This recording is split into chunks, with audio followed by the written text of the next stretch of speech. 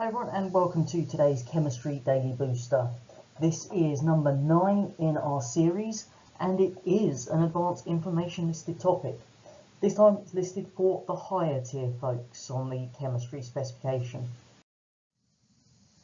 What we're going to be looking at is titration then. First thing, what is titration?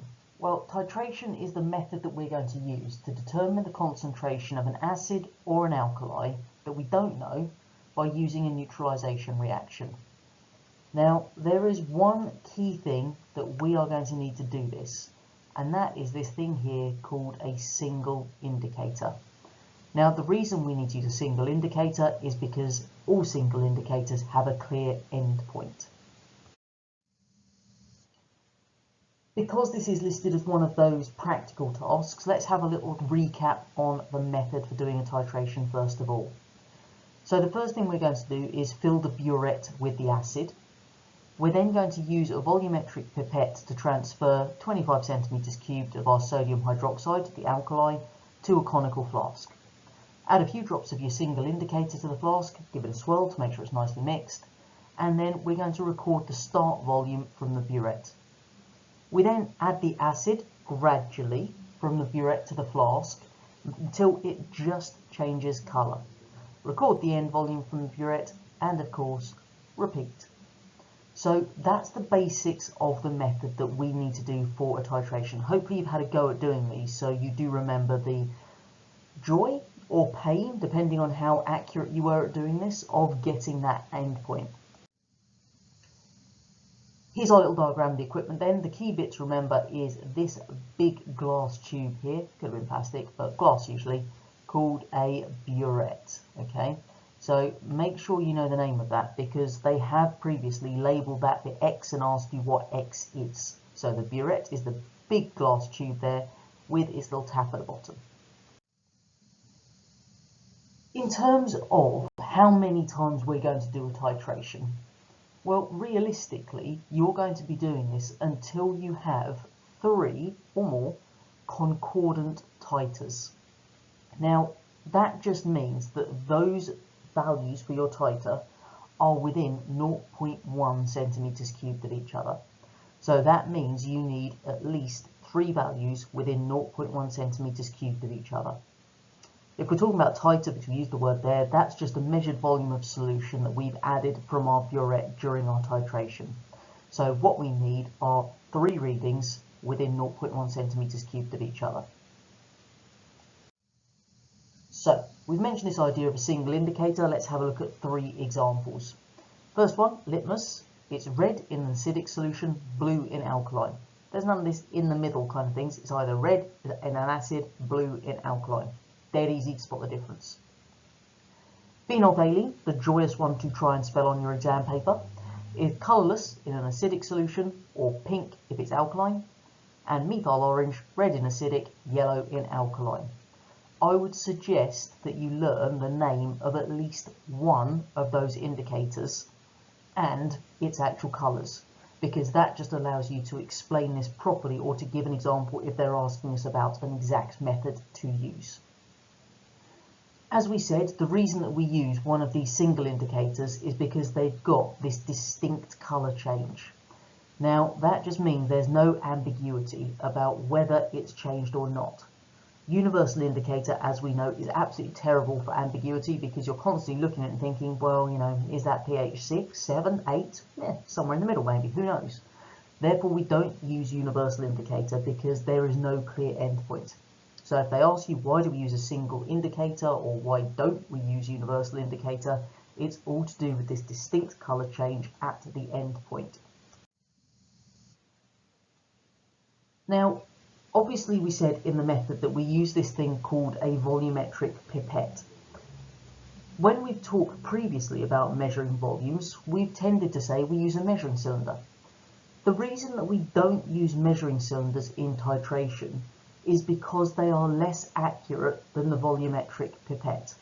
So we always want to use the bit of equipment that is as accurate as possible. Hence volumetric pipette, not measuring cylinder. In terms of ensuring we do get accurate results, then we also need to make sure that when we're looking at the burette, we have clamped it nice and vertically. If it's on a bit of a slant, then what's going to happen is your actual liquid in there, your acid, is going to give you a bit of a strange reading because that's going to be at a slant as well. So it's not going to be a true representation of what volume is actually present. So you've got to have the burette clamped really nice and vertically to ensure accurate results when you're taking your readings. There are some other things we need to do to ensure accuracy as well. This one here, okay, read from the bottom of the meniscus with your eye level at that point. So the meniscus is this curve we get in fluids in a tube. It's not quite like that, it's more central, but you get the idea. So what we need to do is we need to make sure that our eye is level with the bottom of the meniscus when we read it. And you always read at that bottom point there, okay? Never the top, always the bottom of the meniscus. When we're actually recording our titration values, we should always use 2 decimal places. Now, on the burette, what you're going to find is that they are given to 0.1 centimeters cubed, the markings. But how do we record to 2 decimal places? Straightforward. If the meniscus sits on a line, then the second decimal place is a 0. If it's between 2 lines, your second decimal place is a 5. Another point for accuracy, we need to make sure that when we are doing the titration, we are swirling the flask. So this is where you hopefully had a bit of coordination to be able to swirl the conical flask while controlling the tap, because we need to swirl it to ensure the contents is mixed. Otherwise, what you've noticed is if you weren't doing that and you added your acid and then you swirled it afterwards, all of a sudden the colour can change. So that means you could have added a lot more acid than you needed to. So swirling throughout to ensure the contents is thoroughly mixed.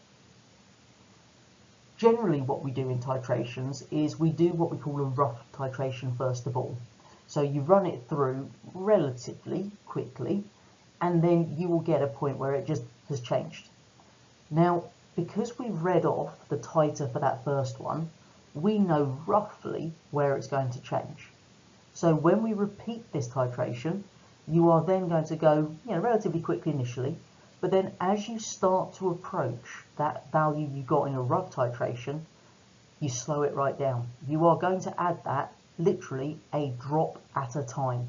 So add a drop, swirl, add a drop, swirl.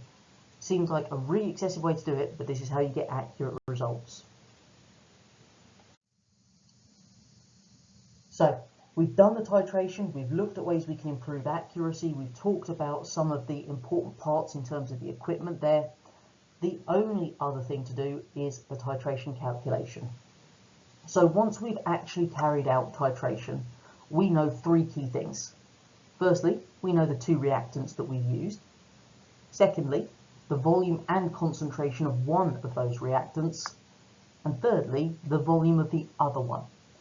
So what we can do with those 3 bits of information is we can work out the concentration of the unknown reactant.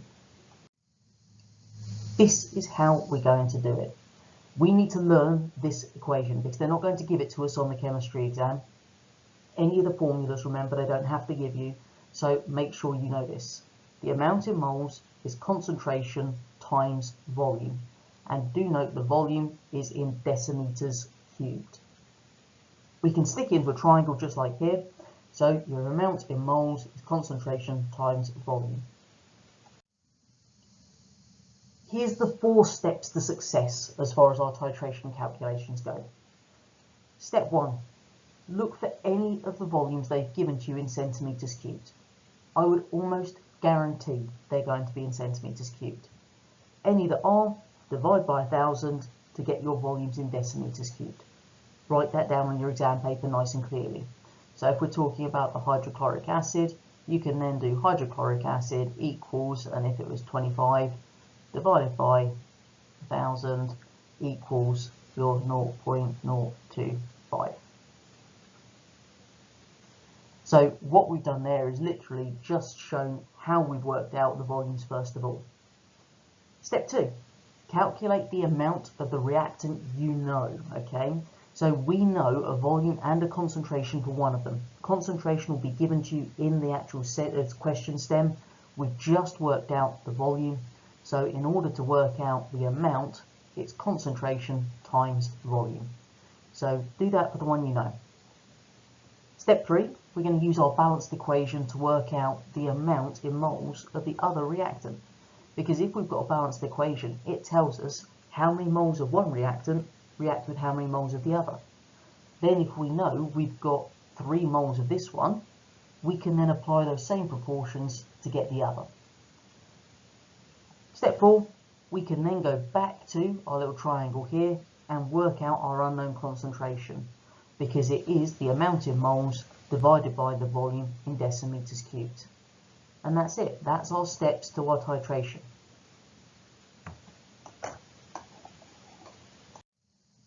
Okay, so let's have a look at an example question then on how we do our titration calculations.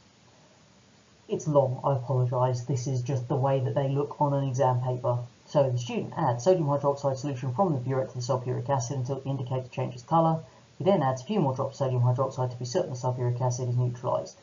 He takes the final volume reading on the burette to find out how much acid reacts with 25 centimetres cubed of sodium hydroxide.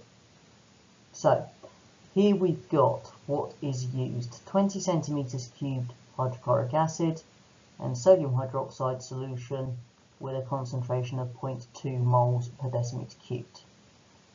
This is going to be an important balanced equation for us to use. If I don't cross it out, there we go, let's try again. So this is going to be an important balanced equation, and we need to calculate the concentration of hydrochloric acid. Use the average titer from 2 and 4, and we're giving our answer to 2 significant figures. Okay, so where do we start with this? Well, let's start by doing the obvious thing and calculate the average titer from 2 and 4. So here is 2, 25.1, there is 4, 25. So let's do 25 plus 25.1, and then of course we're going to divide that by 2. That's going to give us 25.05 centimetres cubed. So that's our first bit. Now, because that's in centimetres cubed, as is the 20 centimetres cubed here, we need to convert those to decimeters cubed. So 25.05 divided by 1000 equals 0.02505 dm cubed. And then let's do the same with our 20 centimetres cubed. 20 divided by 1000 is 0.0200 dm cubed. So remember, that is our hydrochloric acid, that's our sodium hydroxide. So we've now worked out our volumes in decimeters cubed. Next thing we're going to do is we're going to work out the amount in moles of the thing we know both concentration and volume for. So over in the question they told us sodium hydroxide has a concentration of 0.2 and we've got its volume. So remember, amount in moles is concentration times volume, so N equals C times V. So our concentration was 0.200 times our volume, and this is for sodium hydroxide, remember, so 0.02505. That gives us an answer of 5.01 times 10 to the minus 3 mole. So we now know the amount in moles of our sodium hydroxide, remember. We need to still calculate the concentration of hydrochloric acid. So what do? We go to the balanced equation. Now we're only going to be looking at the left-hand side. If we look, 1 mole of hydrochloric acid reacts with 1 mole of sodium hydroxide. Therefore, if we've got 5.01 times 10 to the minus 3 moles of sodium hydroxide, we also have 5.01 times 10 to the minus 3 moles of hydrochloric acid, because they react in a 1-to-1 ratio. Therefore, we've got to have the same. Now we've got our amount in moles, we also have a volume. So back to our little triangle up here, if we want to work out the concentration, that is amount in moles divided by our volume. So the amount in moles is 5.01 times 10 to the minus 3. and we're going to divide that by the volume of the acid, which was 0.0200, and that then comes out as 0.2505 moles per decimeter cubed. Don't forget the last thing to do, give your answer to two significant figures, so that just becomes 0.25 moles per decimeter cubed. Job done. That is how we do our titration calculation. If there are any bits from today's booster that you'd like to go through in more detail, obviously there's the videos on the main channel that you can use. You can use your revision guides, and I do recommend having a look at some of the past papers just to get a bit of a feel for those kind of questions. Don't forget to join us again tomorrow for our next daily booster.